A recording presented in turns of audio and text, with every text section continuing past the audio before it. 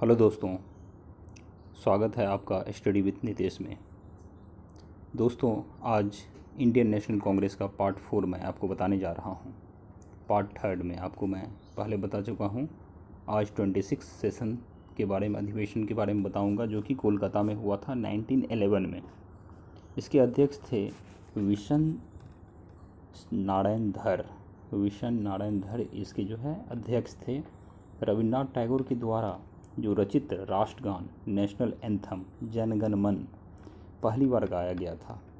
कब गाया गया था 27 दिसंबर 1911 में। 27 दिसंबर 1911 में गाया गया था। यह जो जनगण मन जो लिया गया है तत्वबोधिनी नामक पत्रिका से लिया गया है। 1912 ईस्वी में भारत भाग विधाता शीर्षक से प्रकाशित हुआ था। जब इसे पहली बार कांग्रेस सेशन में गाया गया था 27 दिसंबर 1911 को, उसके बाद ये चर्चा में आया था। तो सर्वप्रथम तत्वबोधिनी पत्रिका में 1912 ईस्वी में भारत भाग विधाता के शीर्षक से प्रकाशित हुआ था और ये रविन्द्रनाथ टैगोर जी ने किए थे। अब आइए इसके बारे में कुछ और जानकारी हम जान लेते हैं।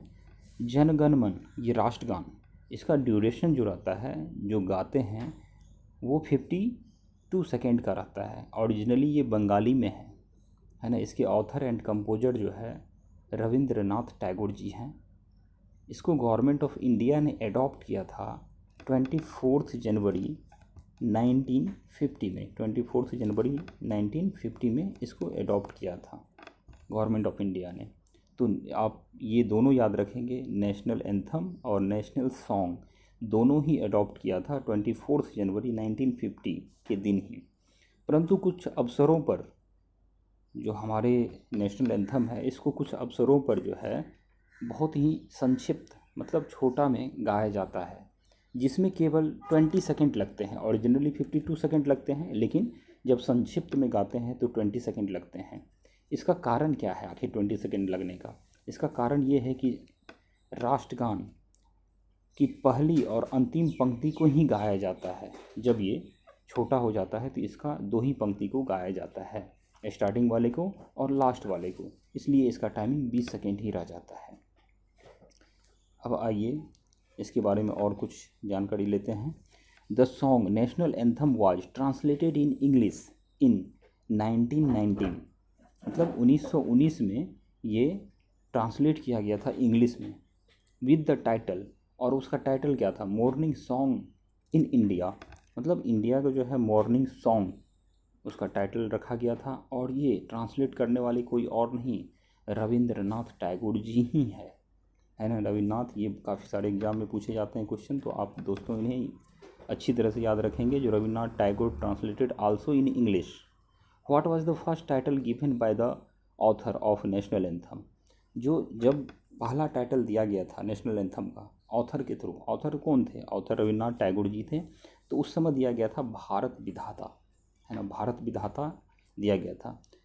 अब आइए, जब नेशनल एंथम के बारे में हम जानकारी ले ही लिए, तो नेशनल सॉन्ग के बारे में पहले पढ़ चुके हैं, लेकिन इसका डिटेल और भी जानकारी आपको अभी ही दे दूं, जो कि एग्ज़ाम में जो भी क्वेश्चन इससे रिलेटेड पूछे जाते हैं वो आपको दोनों एक साथ कंपेरिजन करके याद रखने में आसानी होगी। तो नेशनल एंथम का आपने देखा, जो रविन्द्रनाथ टैगोर जी ने ऑथर और कंपोजर दोनों थे। अब नेशनल सॉन्ग जो है ये 20th अधिवेशन, 12वां अधिवेशन में कोलकाता में 1896 में किया गया था। और जो हमारे नेशनल एंथम थे, वो नेशनल एंथम जो अभी आपको मैंने बताया वो कौन से किस में थे? 26 अधिवेशन में थे।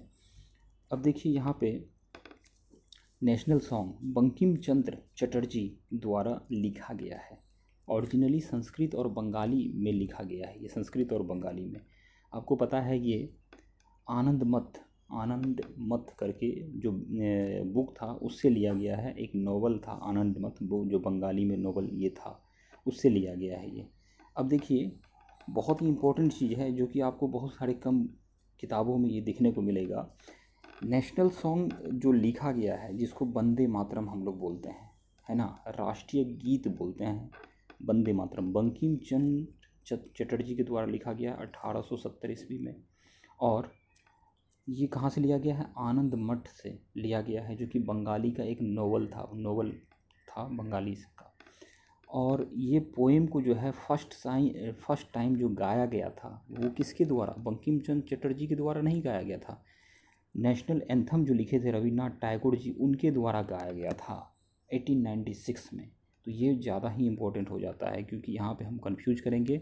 जो नेशनल सॉन्ग जो है बंकिम चंद्र चटर्जी ने लिखा है, लेकिन गाया किसने है? रविन्द्रनाथ टैगोर ने गाया है। अब चलिए एक बहुत ही और इम्पोर्टेंट जानकारी आपको बता दूँ। अब इम्पोर्टेंट जानकारी ये है कि नेशनल सॉन्ग 6 स्टेंजा का है। 6 स्टेंजा का नेशनल सॉन्ग है वंदे मातरम। और नेशनल एंथम 5 स्टेंजा का है, जन गण मन 5 स्टेंजा का। अब हमारी डिफेंस फोर्स अडॉप्ट किए हैं नेशनल एंथम को, न कि नेशनल सॉन्ग को। नेशनल एंथम को अडॉप्ट किए हैं ओनली फर्स्ट स्टेंजा, जो पहला स्टेंजा है उसको सिर्फ वो अडॉप्ट किए हैं। तो ये बहुत ही इम्पोर्टेंट है जानकारी, इसको आप ज़रूर अच्छे से नोट डाउन कर लेंगे। अब 27वें अधिवेशन में आते हैं। ये बांकीपुर बिहार में हुआ था 1912 में। 2 अधिवेशन हुए थे बिहार में, 1922 में और 1912 में। तो ये पहला अधिवेशन था। इसके जो अध्यक्ष थे RN माधोलकर। इसके अध्यक्ष कौन थे? RN माधोलकर। और इसमें A.O. ह्यूम जो कांग्रेस के फाउंडर थे, 1912 में इसको बोला गया कांग्रेस का पिता कहा गया था। क्या कहा गया था? कांग्रेस का पिता कहा गया था। अब चलिए दोस्तों आगे बढ़ते हैं। अब आगे जो है 31 अधिवेशन लखनऊ में जो हुआ था उसके बारे में जानकारी लेते हैं। तो अंबिका चरण मजूमदार जी इसके अध्यक्ष थे। कौन थे? अंबिका चरण मजूमदार जी। कांग्रेस इस अधिवेशन में कांग्रेस के नरम दल और कांग्रेस के गरम दल में समझौता हुआ है ना। समझौता होता है। सूरत में क्या होता है? दोनों अलग हो जाते हैं, लेकिन यहाँ पे लखनऊ में आकर के 1916 में ये दोनों साथ आ जाते हैं। इसमें कांग्रेस की महत्वपूर्ण भूमिका, कांग्रेस की तरफ से जो महत्वपूर्ण भूमिका जो निभाए थे एक होने में, उसमें तिलक और एनी बेसेंट जी का बहुत ही महत्वपूर्ण भूमिका रही थी। तिलक और जिन्ना के सहयोग से कांग्रेस और लीग के बीच समझौता हुआ था। कांग्रेस और मुस्लिम लीग के बीच में भी लखनऊ पैक्ट में ही समझौता हुआ था, है ना। तो तिलक और जिन्ना के सहयोग से ही हुआ था। अब इस पैक्ट को हम लखनऊ समझौता या कांग्रेस लीग पैक्ट भी बोलते हैं। लखनऊ समझौता और कांग्रेस लीग पैक्ट भी बोलते हैं। मुस्लिम लीग की पृथक निर्वाचन, मतलब अलग, मुस्लिम लीग ये बोला था जो मैं अलग निर्वाचन चुनाव का मांग को स्वीकार कर लिया गया था, मैं अलग चुनाव करवाऊंगा, और कांग्रेस ने इसको स्वीकार कर लिया था। इसका विरोध मदन मोहन मालवीय जी ने खुल के किए थे। ये इम्पोर्टेंट हो जाता है कि मुस्लिम लीग को जब स्वीकृति दी गई थी जो आप पृथक निर्वाचन की करवा सकते हैं, तो उसका विरोध किसने किया था? ये एग्ज़ाम में बहुत बार पूछा जाता है। मदन मोहन मालवीय जी ने किया था। अब इसी में मैंने कल आपको बताया था पिछले वीडियो में, जो स्वराज मेरा जन्मसिद्ध अधिकार है और मैं इसे लेकर रहूँगा, ये किसने बोला था? बाल गंगाधर तिलक ने बोला था। इसी अधिवेशन में, लखनऊ अधिवेशन में बोला गया था। कांग्रेस ने मॉर्ले मिंटो सुधार को अपनी स्वीकृति दी। इसी में क्या किया था? मॉर्ले मिंटो का सुधार जो था उसको अपनी स्वीकृति दी। अब 32 अधिवेशन जो हुआ था ये कलकत्ता में हुआ था 1917 में। इसके अध्यक्ष थे एनी बेसेंट। दोस्तों ये बहुत ही ज़्यादा इम्पोर्टेंट हो जाता है कि एनी बेसेंट जो थी ये first women president of Congress, पहली महिला अध्यक्ष। बट ये प्रथम विदेशी महिला अध्यक्ष थी। एनी बेसेंट, है ना। ये कहाँ की थी? आयरलैंड की थी। ये आयरलैंड की थी। तो इसको आप याद रखेंगे, ये काफ़ी इम्पोर्टेंट हो जाता है। सर्वप्रथम इसी अधिवेशन में 32 अधिवेशन कलकत्ता में एनी बेसेंट के टाइम पे सर्वप्रथम तिरंगा झंडे जो अपना है, तिरंगा झंडे को कांग्रेस ने अपनाया था। कांग्रेस ने तिरंगा झंडा को अपनाया था इसी अधिवेशन में। अब दोस्तों आगे चलते हैं। 33rd अधिवेशन दिल्ली में हुआ था 1918 में, 1918 में। इसके अध्यक्ष थे मदन मोहन मालवीय। हिंदी भाषा के प्रयोग पर इसमें जोर दिया गया था। क्या दिया गया था? हिंदी भाषा का किस तरह से प्रयोग किया जाए, इस पे जोर दिया गया था। हिंदी भाषा के प्रयोग पे जोर दिया गया था। कांग्रेस का दूसरा विभाजन, कांग्रेस का पहला विभाजन कब हुआ था? सूरत में हुआ था 1907 में, और दूसरा विभाजन कब हुआ है? 1918 में दिल्ली में हो गया विभाजन। इस अधिवेशन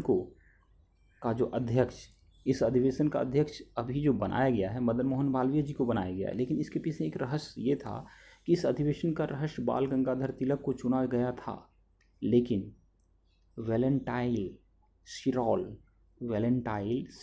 ने से संबंधित मुकदमे के सिलसिले में वे ब्रिटेन चले गए। वे कहाँ चले गए? ब्रिटेन चले गए। और वैलेंटाइन सिरॉल ने तिलक को भारतीय अशांति का जनक कहा था। इसको बहुत अच्छी तरह से याद रखना है। जो किसने तिलक को भारतीय अशांति का जनक कहा था? वैलेंटाइन सिरॉल ने कहा था। ये बहुत ही इम्पोर्टेंट है दोस्तों। वैलेंटाइन सिरॉल ने क्या कहा था? जो तिलक को भारतीय अशांति का जनक कहा था। संस्कृत के एक विद्वान के रूप में तिलक में मेरी दिलचस्पी है ना, ये किसने कहा था? मैक्स मूलर ने कहा था। अब आते हैं मैक्स मूलर के बारे में आपको जानकारी दे दूं, जो आखिर इसने क्यों कहा था ऐसा। मैक्स मूलर ने तिलक को सज़ा सुनाए जाने के पश्चात 17 फरवरी 1898 को प्रिवी काउंसिल के सदस्य सन जॉन लुवाक के एक पत्र में दया की वकालत हुए कहा। दया की वकालत जब किया था वो, तो उसमें कहा था संस्कृत के एक विद्वान के रूप में तिलक में मेरी दिलचस्पी है। तो ये उसके पीछे की कहानी है। अब दोस्तों आपको ये बताने जा रहा हूँ कि केसरी में प्रकाशित लेखों के आधार तिलक पर राजद्रोह का मुकदमा चलाकर 1908 ईस्वी में 6 वर्ष के कारावास की सज़ा सुनी हुई। 6 वर्ष की कारावास की सज़ा हुई। मांडले जेल जो है वर्मा में है ना, वर्मा में मांडले जेल है, उसमें रखा गया था 6 वर्ष तक। केसरी पत्रिका जो है उसके प्रकाशन के लिए तिलक को जो है राजद्रोह का मुकदमा चलाया गया था 1908 ईस्वी में, और 6 वर्ष का उसको सज़ा भी हुआ था। तो उसको मांडले जेल में रखा गया था। मांडले जेल में जब वो थे तो उस समय उन्होंने बुक लिखा था। कौन सी बुक? गीता रहस्य नामक पुस्तक लिखी थी, है ना। किसने लिखा था? तिलक ने, बाल गंगाधर तिलक ने।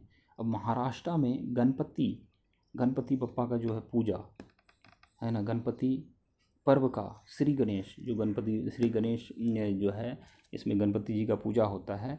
ये पहले नहीं होता था, लेकिन बाल गंगाधर तिलक ने स्टार्ट करवाया महाराष्ट्र में। तो आप इसको भी याद रखेंगे।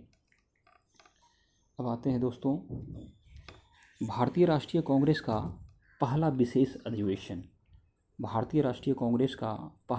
अधिवेशन हुआ था, और ये विशेष अधिवेशन को आप अच्छे से याद रखेंगे 1918 में ही हुआ था, बॉम्बे में, जिसके अध्यक्ष थे सैयद हसन इमाम। जिसके अध्यक्ष कौन थे? सैयद हसन इमाम। इसमें ये हुआ था जो मौलिक अधिकारों की मांग की गई तथा रॉलेट एक्ट पर विचार विमर्श। रॉलेट एक्ट पे क्या हुआ था? विचार विमर्श के लिए अधिवेशन हुआ था। रॉलेट एक्ट पे क्या हुआ था? विचार विमर्श। रॉलेट एक्ट जो हुआ था उस पे विचार विमर्श के लिए अधिवेशन हुआ था। तो पहला विशेष अधिवेशन आपको याद रखना है 1918 में हुआ था। इसके अध्यक्ष थे सैयद हसन इमाम। मौलिक अधिकारों का मांग हुआ था, जो अधिकार है मेरा वो मुझे मिलनी चाहिए, है ना। और रॉलेट एक्ट पर भी विचार किया गया था। तो दोस्तों आपको ये वीडियो कैसा लगा? अगर आपको ये अच्छा लगा तो आप लाइक, सब्सक्राइब एंड शेयर ज़रूर कीजिएगा, है ना। आपसे ये उम्मीद करता हूँ मैं। Thank you.